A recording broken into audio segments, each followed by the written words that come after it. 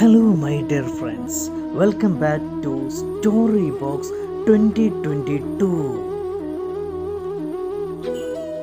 ഇന്ന് ഞാൻ നിങ്ങളോട് പറയാൻ പോകുന്നത് വളരെ പ്രശസ്തമായ ഇംഗ്ലീഷ് പ്രോവർബിനെ ആസ്പദമാക്കിയുള്ള ഒരു രസകരമായ ചൈനീസ് സ്റ്റോറിയാണ്.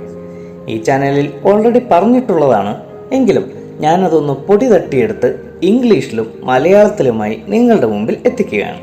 എന്നാൽ പിന്നെ കഥയിലേക്ക് പോയാലോ? പണ്ട് ചൈനയിലെ ചെറിയ ഗ്രാമം. അവിടെ ഒരു ചീപ്പ് കച്ചവടക്കാരൻ ഉണ്ടായിരുന്നു. അദ്ദേഹത്തിന് മിടുക്കരായ 3 ആൺമക്കളും. നല്ല രീതിയിൽ തന്നെ വ്യാപാരം മുന്നോട്ട് പോയിരുന്നെങ്കിലും വാർദ്ധക്യപരമായ ബുദ്ധിമുട്ടുകൾ അദ്ദേഹത്തെ ഏറെ അലട്ടിയിരുന്നു. ആയതിനാൽ തൻ്റെ 3 ആൺമക്കളിൽ മിടുക്കനായ ഒരാളെ തിരഞ്ഞെടുത്ത് തൻ്റെ വ്യാപാരം മുഴുവൻ ഏൽപ്പിക്കുവാൻ അദ്ദേഹം തീരുമാനിച്ചു. ഒരു ദിവസം അദ്ദേഹം തൻ്റെ മക്കളെ വിളിച്ചു വരുത്തി വ്യത്യസ്തമായ രീതിയിൽ ചീപ്പുകൾ വിൽക്കാൻ നിർദ്ദേശിച്ചു. അതെങ്ങനെയെന്നല്ലേ? അടുത്തുള്ള ബുദ്ധസന്യാസിമാർ താമസിക്കുന്ന മഠത്തിൽ പോയി ചീപ്പ് വിൽക്കണം. ഇത് കേട്ട 3 മക്കളും ഒന്ന് അന്തിച്ചു നിന്നു. എന്തുകൊണ്ടവർ ഞെട്ടിയെന്ന് നമുക്കെല്ലാവർക്കും അറിയാം.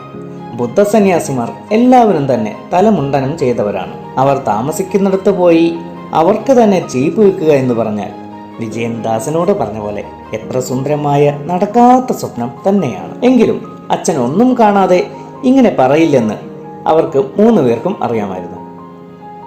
എനിക്ക് ഏകദേശം 20 ചീപ്പെങ്കിലും വിൽക്കാൻ സാധിച്ചാൽ മതിയായിരുന്നു എന്ന് പറഞ്ഞ് മൂത്ത മകൻ ആദ്യം പുറപ്പെട്ടു. 20 പോരാ, ഒരു 50 എണ്ണമെങ്കിലും വിൽക്കാൻ എനിക്ക് പറ്റും എന്നെനിക്ക് തോന്നുന്നു എന്നും പറഞ്ഞ് രണ്ടാമത്തെ മകനും ഇറങ്ങി. ആ സമയം ഇളയ മകൻ എന്തോ ആലോചിച്ച് നിൽക്കുന്നത് കണ്ടപ്പോൾ അച്ഛൻ ചോദിച്ചു, നീ എന്താ ആലോചിച്ച് നിൽക്കുന്നത്? പോകുന്നില്ലേ? അപ്പോൾ അവൻ പറഞ്ഞു, കയ്യിലുള്ള മുഴുവൻ ചീപ്പുകളും എങ്ങനെ വിൽക്കാം എന്നതിനെ കുറിച്ചാണ് ഞാൻ ആലോചിച്ചത്. ഒരു വഴി തെളിഞ്ഞു വരുന്നുണ്ട് എന്നും പറഞ്ഞ് ഇളയ മകനും ഇറങ്ങി. ഇളയ മകന്റെ വർത്തമാനം കേട്ടപ്പോൾ അദ്ദേഹത്തിന് ചിരി വന്നെങ്കിലും നിരുത്സാഹപ്പെടുത്തേണ്ടെന്ന് കരുതി അത് പുറത്ത് കാണിച്ചില്ല. അങ്ങനെ അന്ന് വൈകുന്നേരം ആദ്യം വന്നത് മൂത്ത മകനായിരുന്നു.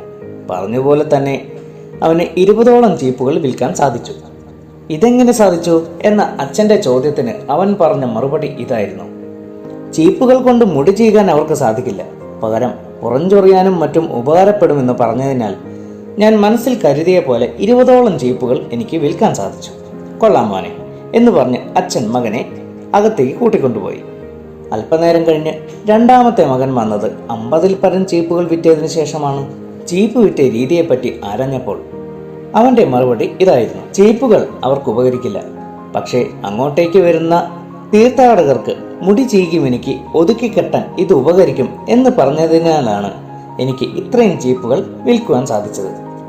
അച്ഛനും മൂത്ത മകനും ഒരുപോലെ അവനെ പ്രശംസിച്ചു.